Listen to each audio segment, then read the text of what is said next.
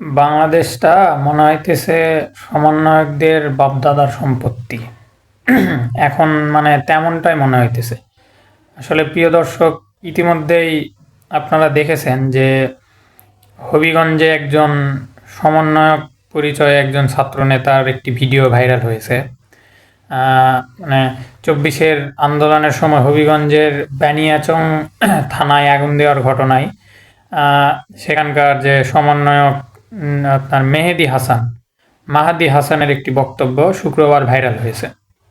আমি এটা বিস্তারিত একটু যদি আপনাদেরকে জানাতে যাই, আমি যুগান্তর পত্রিকা থেকে কোট করছি।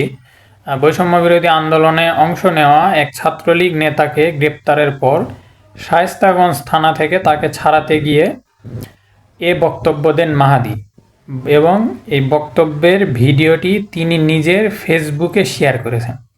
একটু খেয়াল করেন প্রিয় দর্শক, ভিডিওতে তাকে বলতে দেখা যায়, আন্দোলনের সময় আমরা বানিয়াচং থানা পুড়িয়ে দিয়েছিলাম, এসআই সন্তোষকে পুড়িয়ে মারা হয়েছিল। এই কথাটি কে বলছে? সেই সমন্বয়ক, সেই নেতা, বৈষম্য বিরোধী আন্দোলনের সেই নেতা মাহাদি হাসান। এটা আবার তিনি তার নিজের ফেসবুক পেজে শেয়ার করেছেন এই ভিডিওটা। চিন্তা করেন। এরপরে আবার এটা শুক্রবারের ঘটনা। তারপরে যখন এটা সারা দেশে যখন ভাইরাল হয়ে গেল, এটা একটা আলোড়ন পড়ে গেল, চারিদিকে একটা মানে আলোচনার ঝড় উঠে গেল, এরকম একটা পরিস্থিতি, এটা তো স্বাভাবিক। তারপরে শনিবারে নিজের ফেসবুকে এটি ব্যাখ্যা দিয়েছেন সেই বৈষম্য বিরোধী নেতা মাহাদি হাসান। তার ব্যাখ্যাটা কি এটাও একটু শোনেন আপনারা। সেখানে তিনি বলছেন, বৈষম্য বিরোধী আন্দোলনের এক ভাইকে গ্রেপ্তারের ঘটনায় উত্তেজনাকর পরিস্থিতিতে তার একটি বক্তব্য স্লিপ অফ টাং হয়েছে, যা ছড়িয়ে দেশবাসীর কাছে ভুল বার্তা যাচ্ছে। ভাই, আমার কথা হচ্ছে, আপনার স্লিপ অফ টাং হয়েছে বুঝলাম, আপনার ভিডিওটি যদি আপনি কথা বললেন বা ধরেন আপনি কথা বলছেন, আপনার সাইট থেকে বা হয়তো থানার কেউ ভিডিওটি করে সে এটা ছেড়ে দিয়েছে, ভাইরাল করেছে, তাহলে বুঝলাম। আপনার নিজের ভিডিওটি আপনি করেছেন, আপনার নিজের ফেসবুক থেকে সেটা শেয়ার দিয়েছেন, তো শেয়ার দেওয়ার আগে আপনি দেখেন নাই যে ওই ভিডিওতে, আপনার নিজের ভিডিওতে যে আপনি স্লিপ অফ টাং করেছেন, এত বড় একটা আপনি কথা বলেছেন। এক প্রকার বলতে গেলে বলা যায় যে মানে নিজে জেনে শুনে ইচ্ছাকৃত বা অনিচ্ছাকৃতভাবে আপনি একটা অন্যায়ের স্বীকারোক্তি দিয়ে দিয়েছেন। এটা আপনি কি আগে দেখেন নাই? না দেখে আপনি ফেসবুকে শেয়ার দিয়ে দিয়েছেন। তো এটা আসলে ভাই, এগুলা মানে গাঁজাখুরি গল্প বলে কোনো লাভ নেই। এগুলা বলে জনগণকে এগুলা বুঝায় কিন্তু কোনো লাভ নেই। তারপরে তিনি, প্রিয় দর্শক, আরও কি বলেছেন আমি একটু বলি আপনাদেরকে, একটু দয়া করে সময় নিয়ে পুরো ভিডিওটি দেখবেন। তিনি আরও লিখেছেন, আমি কোট করছি, আমি মূলত বুঝাতে চেয়েছিলাম যে আমরা জুলাই যোদ্ধারা হবিগঞ্জের শান্তিপ্রিয় মানুষকে সঙ্গে নিয়ে সরকারি স্থাপনাগুলো অক্ষত রাখার ভূমিকা পালন করেছি। আমি এবং আমার সহযোদ্ধা ভাইয়েরা মিলে ঐতিহাসিক ৫ই আগস্ট বিজয় মিছিল চলাকালে জানতে পারি যে বানিয়াচংয়ে আমাদের ৯ জন ভাইকে গুলিতে হত্যা করা হয়েছে।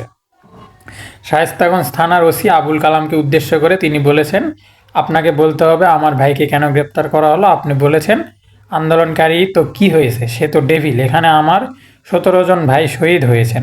আপনি কেন বলেছেন ও ডেভিল ছিল? আমরা জুলাই অভ্যুত্থানে গভর্নমেন্ট ফর্ম করেছি। আপনারা আমাদের প্রশাসনের লোক, আমাদের ছেলেদের গ্রেপ্তার করছেন, আবার বার্গেটিং করছেন এবং বলছেন আন্দোলনকারী হয়েছে তো কি হয়েছে। দেশের যে কয়েকটি জায়গায় শক্তিশালী আন্দোলন হয়েছে, এর মধ্যে হবিগঞ্জ একটি। আন্দোলন অংশগ্রহণ নেওয়া নেতাদের ডেভিল আখ্যা দিয়ে আপনারা মানে গ্রেপ্তার করেছেন। তো এইগুলো আর কি তিনি ওসিকে বলেছেন। তিনি আরও প্রমাণ দেখিয়েছেন যে আসলে যাকে ধরেছে সে আসলে যে বৈষম্য বিরোধী আন্দোলনে যুক্ত ছিল, আন্দোলন করেছে। যাক, সবই ঠিক আছে, সবই বুঝলাম, কিন্তু এটা ভাই কেমন ধরনের কথা? হ্যাঁ, সে প্রথমে বলছে যে সে থানা পুড়িয়ে দিয়েছে, সে এসআইকে পুড়িয়ে মেরেছে। তারপরে আবার সে ফেসবুকে ব্যাখ্যা দিতেছে যে সে নাকি মানে জুলাই যোদ্ধাদের জুলাই মানে সঙ্গে নিয়ে হবিগঞ্জের শান্তিপ্রিয় মানুষকে সঙ্গে নিয়ে নাকি সরকারি স্থাপনাগুলো নাকি অক্ষত রাখায় ভূমিকা পালন করেছে। ভাই, ফাজলামি করার একটা সীমা আছে। হ্যাঁ, হ্যাঁ, থানা পুড়িয়ে দিয়েছেন বলছেন, ওসিকে পুড়িয়ে দিয়েছেন বলছেন। থানা কি সরকারি স্থাপনার বাইরে? নিজে মানে থানায় গিয়ে বড় বড় লেকচার দিতেছেন, থানা পুড়িয়ে দিয়েছেন বা আর বিশাল বাহাদুরির কাজ করে ফেলছেন। আবার ফেসবুকে এসে এখন মানে জনগণ কি ভাই ভাত খায়, জনগণ মানে ঘাস খায় না, ঠিক আছে, সাধারণ মানুষ বোঝে মানে কি একটা অবস্থা। আরে ভাই, বাংলাদেশে যারা বুকের তাজা রক্ত ঢেলে দেয় 1971 সালে, যারা তাজা রক্ত ঢেলে দিয়ে যে মুক্তিযোদ্ধারা দেশ স্বাধীন করছে, আজকে সেই মুক্তিযোদ্ধারা কথা বলতে পারে না। আর আপনারা একটি রেজিম চেঞ্জ করছেন, আপনারা ভাই দেশ স্বাধীন করে ফেলেননি। আমি আপনাদের এই মানে আমি মানে এই বৈষম্য বিরোধী আন্দোলনের নেতাদের উদ্দেশ্যে বলতে চাই যে আমি আপনাদের আন্দোলনকে ছোট করে দেখছি না, কোনোভাবে ছোট করছি না। আপনারা যেটা করেছেন নিজেদের জীবন বাজি রেখে একটি রেজিমের বিরুদ্ধে, একটি সরকারের বিরুদ্ধে আপনারা আন্দোলন করেছেন যে দুর্নীতিমুক্ত দেশ গড়ার জন্য। অবশ্যই আপনাদের অবদান আমি স্বীকার করছি এবং আপনাদের আন্দোলনকে বা আপনাদের এই ত্যাগকে ছোট করছি না।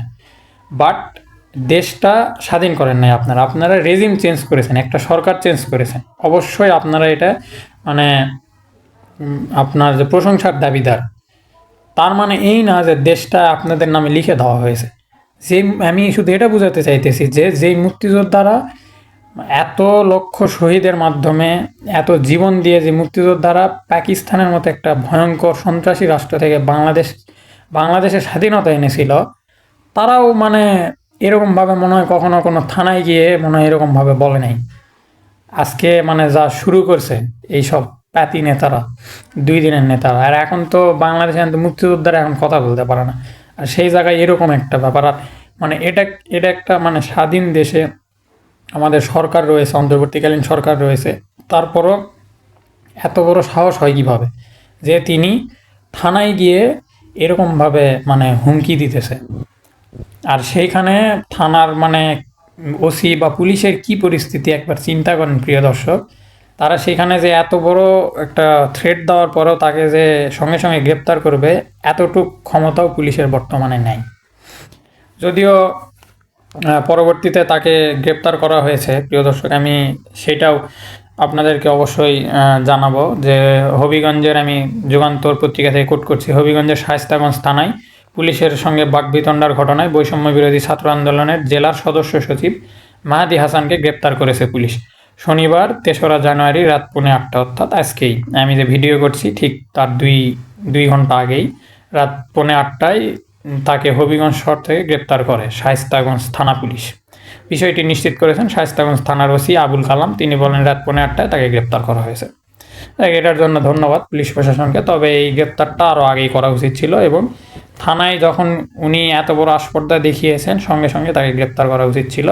যাই হোক, যদিও এখন গ্রেপ্তার করেছেন, আমি দৃষ্টান্তমূলক শাস্তি দাবি করছি এবং সারা বাংলাদেশেও তাই করা হয়েছে, সকলে এটার দাবি করেছে যাতে ভবিষ্যতে এরকম সাহস আর কেউ কখনো না দেখায়।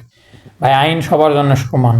জুলাই আগস্টে আন্দোলন করেছে দেখে সে এখন যা খুশি তাই করে বেড়াবে, তাকে গ্রেপ্তার করা যাবে না, এরকম কোনো আইন কোনো দেশেই নাই, আমাদের বাংলাদেশেও নেই। যে অন্যায় করবে সে অবশ্যই আইনের আওতায় আসবে, সে যে দলেরই হোক, যে জায়গারই হোক। আর ভাই এইগুলা মানে এই ওই ছেলেটা তো আসলে নিজেও জানে না যে ওই ছেলে নিজে নিজে যে আসলে কত বড় মানে বিপদে পড়তে যাচ্ছে। ভাই কি মনে করছেন এখন যে ওই ছেলেটা যে এই কথাটা বলছে, উনি যে নিজে নিজে স্বীকারোক্তি দিয়েছে, এই জিনিসটা কি উনি নিজে পরে বিপদে পড়বে না? এই ছেলে পেলে কি বোঝে? হ্যাঁ, 2 দিনের মানে রাজনীতি করতে এসে একবারে বিশাল মানে রাজনীতিবিদ হয়ে গেছে, মানে বিশাল নিজেকে বাহাদুর বানাইতে যে উনি যে স্বীকারোক্তিটা দিয়েছেন, উনি কি বোঝে? আসলেই তো জুলাই আগস্টে ওই বানিয়াচং ওই থানায় হামলা করা হয়েছিল এবং ওই জায়গার ওই আপনার হচ্ছে এএসআইকে পুড়িয়ে মারা হয়েছে এবং সেই এএসআই ছিল হচ্ছে আপনার সম্ভবত সন্তোষ ঘোষ নাম, আমি সঠিক বলতে পারছি না, ভুল হলে ক্ষমা করবেন। তিনি একজন মানে হিন্দু ধর্মাবলম্বী এবং তার বাবা মা আজও তার বিচারের দাবিতে দাঁড়ে দাঁড়ে ঘুরছে তার ছেলের ছবি নিয়ে। আর সেইখানে আপনি মানে এই ছেলেটা বৈষম্য বিরোধী ছাত্র আন্দোলনের যে মাহাদি হাসান, এই ছেলে এরকমভাবে ওপেন ভিডিওতে এসে উনি নিজে নিজে স্বীকারোক্তি দিয়ে দিতেছেন যে ওনারা থানা পুড়িয়ে দিছে, ওই এসআইকে পুড়িয়ে মেরেছে। এটা কি মনে করেছেন? এটা কি মানে পুলিশের কাছে এটা কি রেকর্ড থাকবে না? ভাই অল্প বয়সে আসলে মানে পাকিলে যা হয়, ওই যে বাংলায় কথা আছে না, যে অল্প বয়সে পাকিলে দুঃখ থাকে চিরকাল, আর বললাম না। তো এদের হইতেছে এই অবস্থা, অল্প বয়সে পাকলে এরকমই হয়। এখনো তো মনে হয় চোখ মুখ দেখে মনে হচ্ছে ফেসে মনে হয় দাঁড়িয়ে ওঠে নাই। মানে কি আর বলবো ভাই, এরা এখন একবারে এক একজন বীর হয়ে গেছে। যাই হোক, আর কিছু বলার নাই প্রিয় দর্শক। ধন্যবাদ। আপনাদের মতামত থাকলে অবশ্যই কমেন্ট বক্সে জানাবেন। আসসালামু আলাইকুম।